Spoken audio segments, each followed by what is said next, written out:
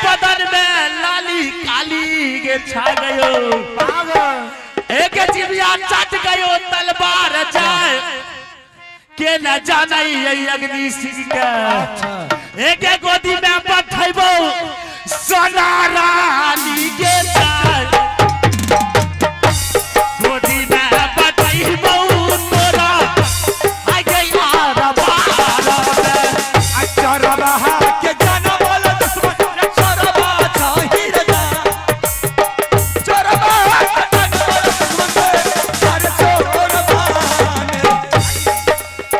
देवी है के सुन हुए दुर्गा साथी मां बाबा दही ना रही है के अग्नि से क्या सोना रानी अग्नि से बोल सोना रानी औरत नहीं है। अगर तुम्हारे बाजुओं में दम है, तुम्हारी माँ ने सौरी घर में दूध पिलाई है, अच्छा तो इस सोना रानी से तुम पज्जा लगा ले। हाँ अगर एक बार नहीं, दो बार नहीं, अगर तीसरी बार में मैं हार गई तो रानी सोना तुम्हारे साथ शादी करने के लिए तैयार हो जाएगी। क्या मुझसे लड़ाई करेगी? क्यों नहीं, युद्ध करेगी? ऐ सोना रानी तुम भी नहीं जानती हो मेरी ताकत को। मैं सब जानती हूँ तेरे बारे में। मेरे घर से माँ का कोख का बच्चा गिर जाता है। तेरे क्या बड़ाई सुनाया तू अग्नि के राजा रे सुन ले अग्नि रे सारा तेरे क्या बड़ाई है तोरा ने। अच्छा तेरे गजभर सीना है मोर देवर के जा, तेरे गजभर सीना छालई मोर भैया के। अच्छा तेरे पारदरी में मोर बंगला रे जा, तेरे चुबुक चुबुक जब तबला बोले, तेरे बकवाई बकवाई बोले सितार, हरे नाचे पतुरनी का समीर के। राजा सुन लो हमारी रे बिहार से बचनिया रे राजा के। राजा सुनो हमारी बात, जंगल में सोना अग्नि सिंह कर जाई।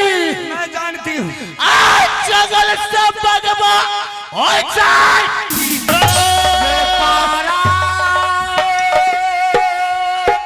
करे पघिनिया के वीर अग्नि सिंह दुहाई भगवा करे जोड़ी बाप रे बाप। अब ना बच सके और दीवाना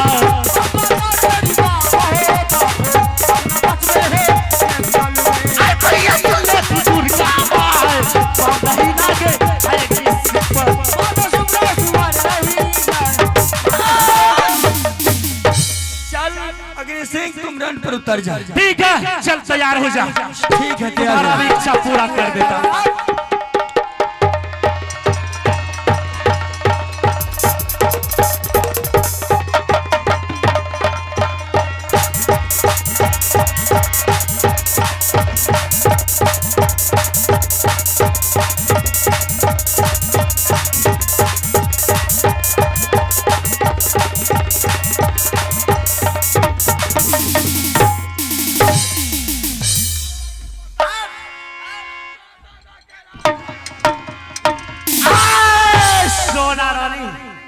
तुम क्या सोचती है अग्नि सिंह हार गया? फिर से तुम तैयार हो जाओ। चल देखते हो तुम्हारे बाजू में कितना ताकत।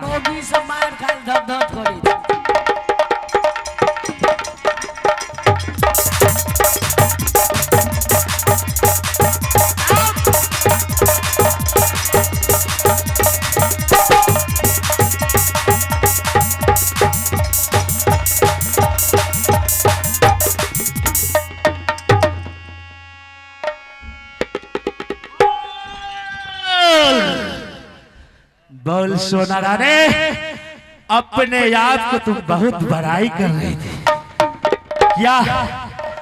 अब आई लव यू टू बोलेगी? को जरा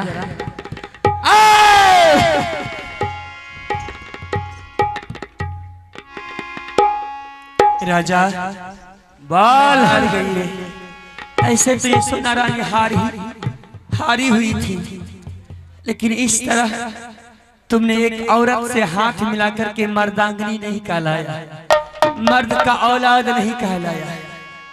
एक औरत का दूल्हा बना करके अपने राज, एक विवाहित औरत को अपने राज में दूल्हा बना करके ले आना तुम्हारे जैसा कायर राजा नहीं होता था। इसलिए मैं हार गई, लेकिन राजा हमारी एक शर्त है। बोल क्या शर्त है? हमारी एक शर्त है, तुमने अग्नि कुंड में कोई भिखारियों के लिए रास्ता बंद, तुम्हारे राज में सदावर्त बांटोगी। उसके सदावर्त तुम बांटेगी। उसके बाद मैं 12 वर्ष के बाद तुम्हारे साथ में शादी कर लूंगी।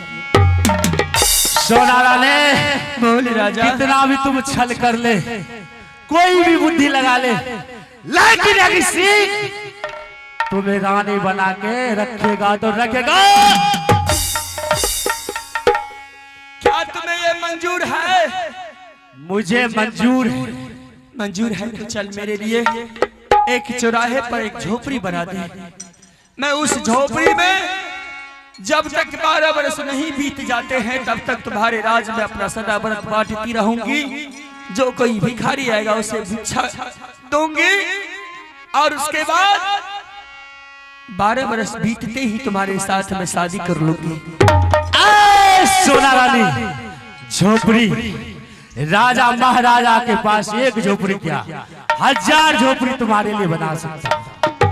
ठीक है, मैं यहाँ से दरबार जाता हूँ, अपने मंत्री को बोल के झोपड़ी बनवा दूंगा, तुम वहीं पे अपना सदाव्रत बांटती रहो।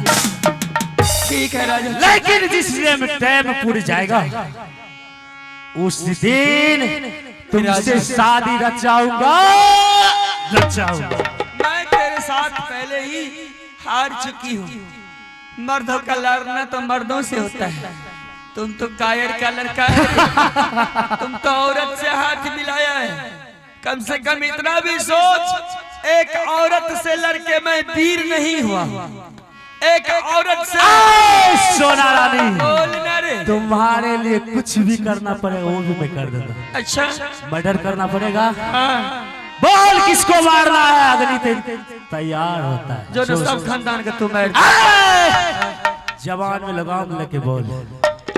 ठीक है, तुम जा यहाँ से, अपने झोपड़ी में सदाव्रत बांटते नाला, मैं चलता हूँ। ठीक है। बढ़िया चाले अग्नि महाराज, बढ़िया चाले हो अब दरबार में।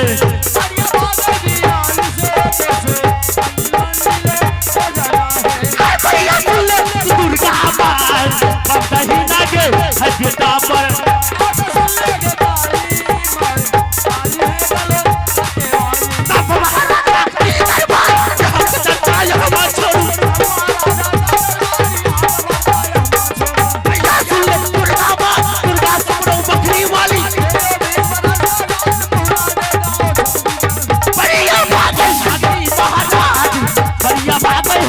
दरबार में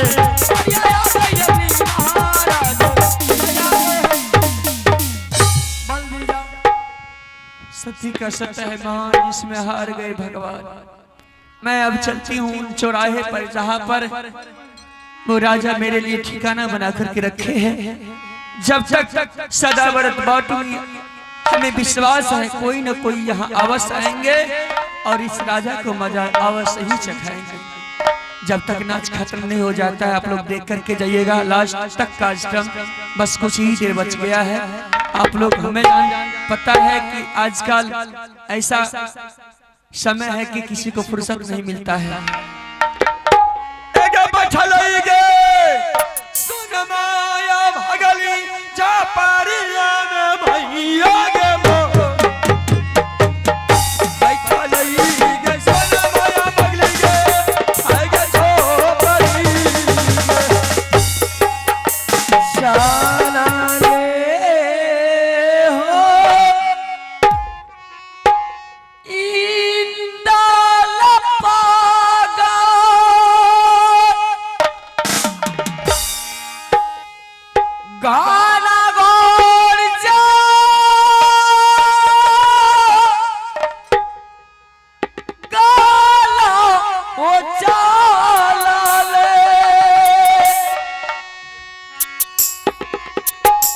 चलले बा ओधान धो जंगल काट हो ना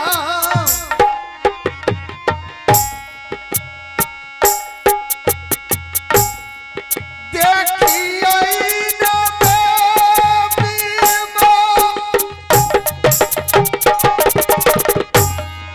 जंगल देखबो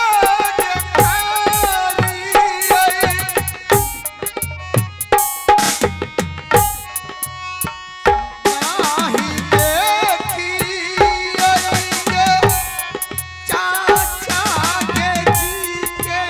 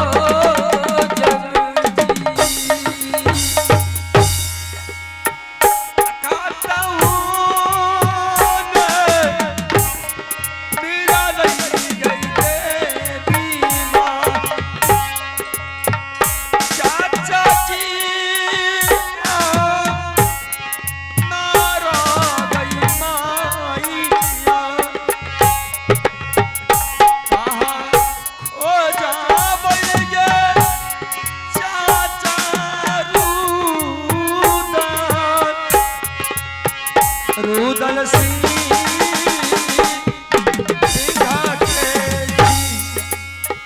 चाचा के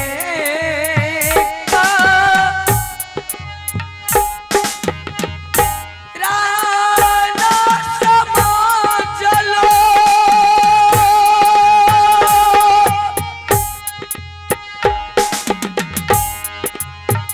जागले जा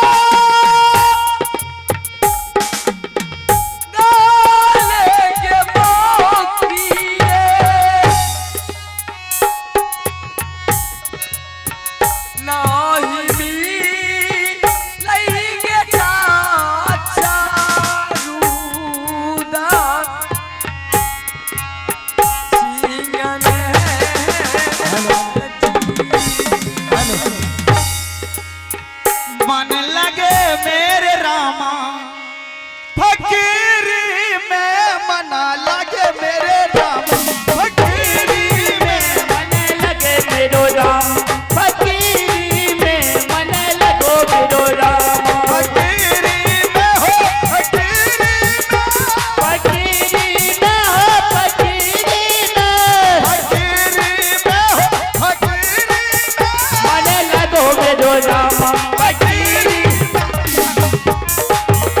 फकीरी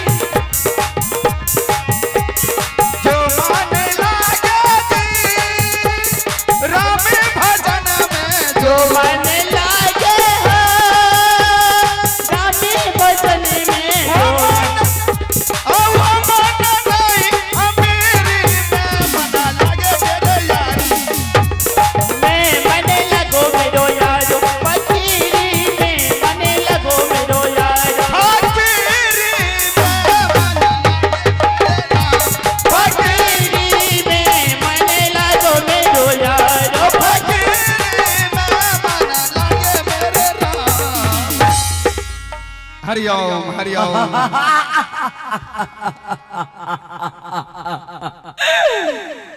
पागल लोग कहाँ से आ जाते हैं। कौन है बच्चा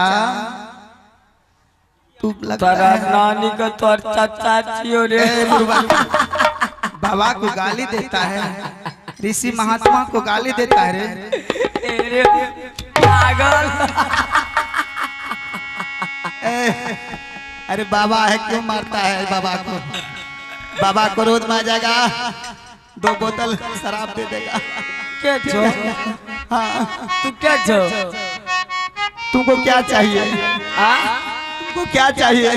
हमको थोड़ा सा भोजन चाहिए। भोजन खाएगा? मुझे बहुत भूख लगा। अच्छा, भूखा है।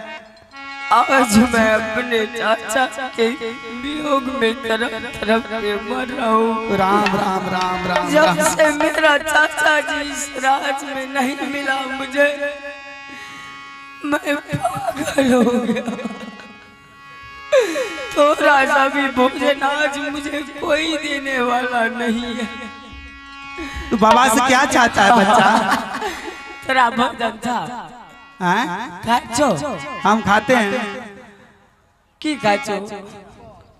माछ खाचो कंडा? राम राम राम राम राम राम। बच्चा क्या बोलता है? बाबा माछ? हमरा मुर्गे दादा ने मुर्गा कहीं का। बाबा मुर्गा खाता है रे, मुर्गा रखता है बाबा। तब बकरी खाचो। फकीरी है, कभी इस गांव कभी उस गांव, किसी दरबार में जाकर भोजन करता हूँ। खस्सी खाचो? राम राम राम राम। कैसा पागल है, बाबा को भ्रष्ट करता है। देखिए तारा दादी का नहीं खाची तो हमरा का दर्शिए भी तूने। अरे पागल नानी के कहो पागल, दोसर में ही पागल। कोई बात नहीं, मैं यहाँ से जा रहा हूँ। मुझे कोई आज भोजन देने वाला नहीं। किससे मांगूंगा? कौन इस पागल को देगा? चलने हो जा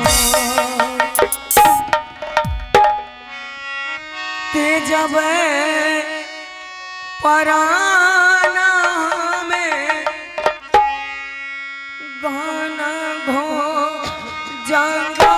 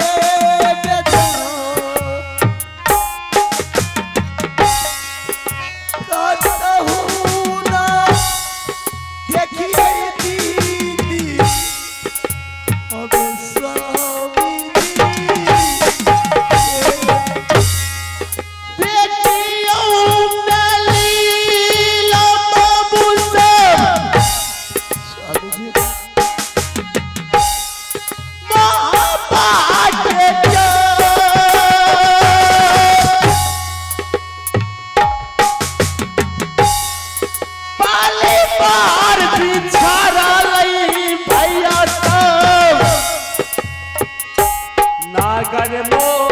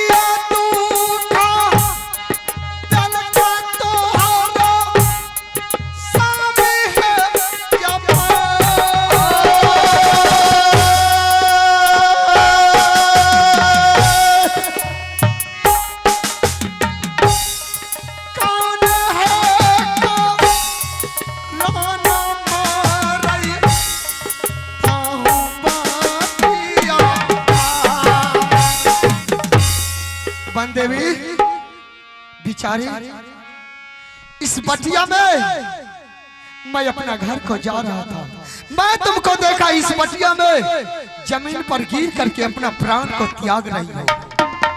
बताओ कि क्या तुम्हारा माताजी और पिताजी तुमको दुख दिया है?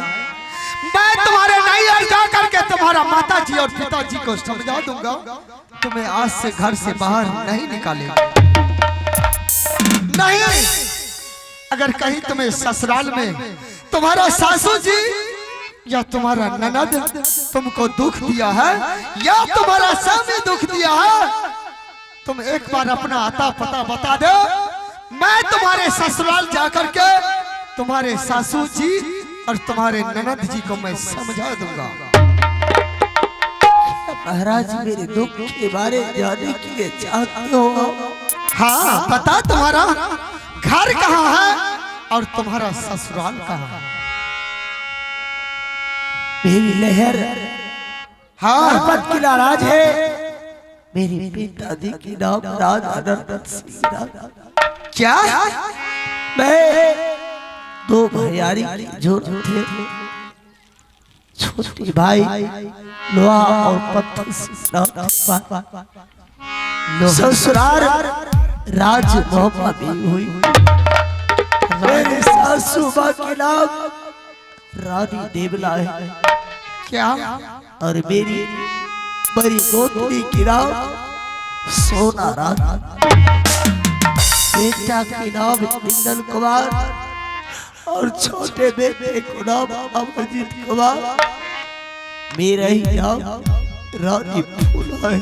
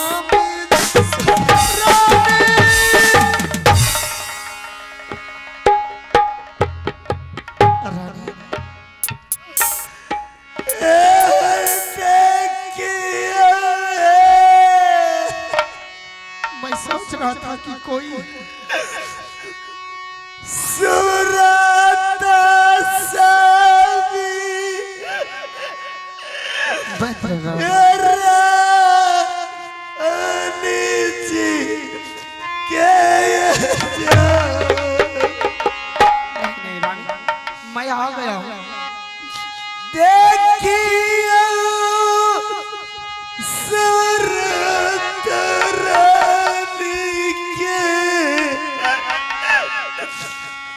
ये जा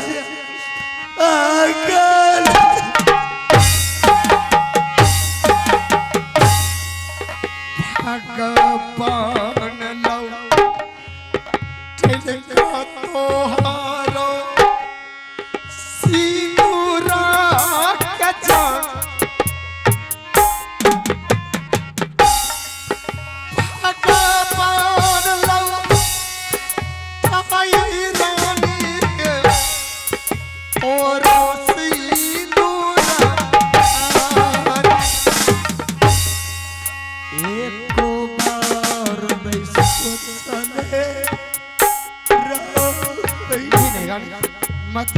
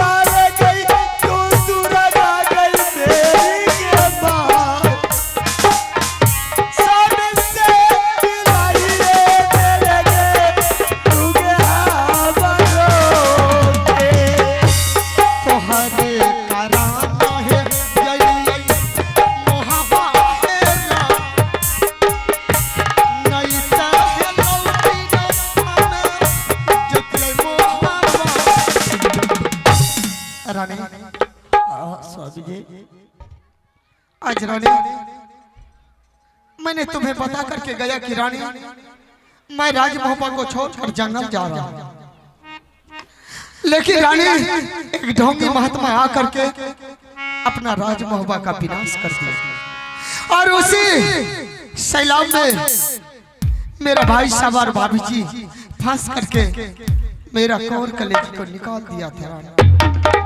हुआ तो तुम्हारे पूजा पाठ की वजह से माँ दुर्गा ने आकर के मेरा प्राण को वापस लौटाया।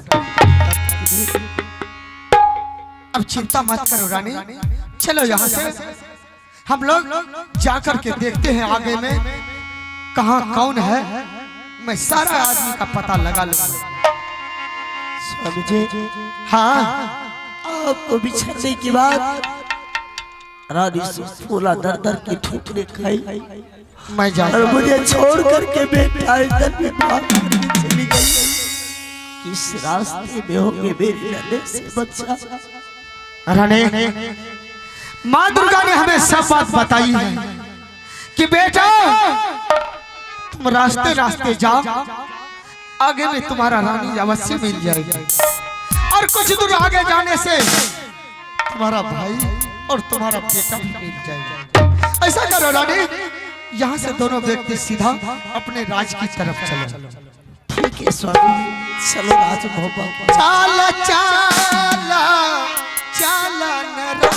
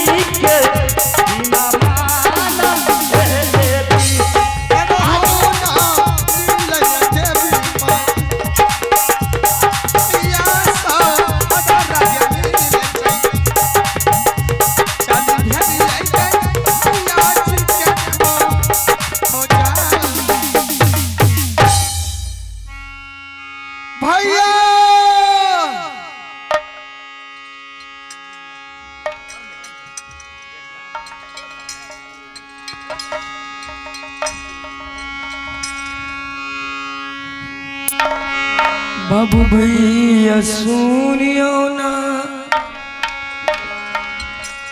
गरिया के लो विपत्ति के मारल बौखिए ई हो जा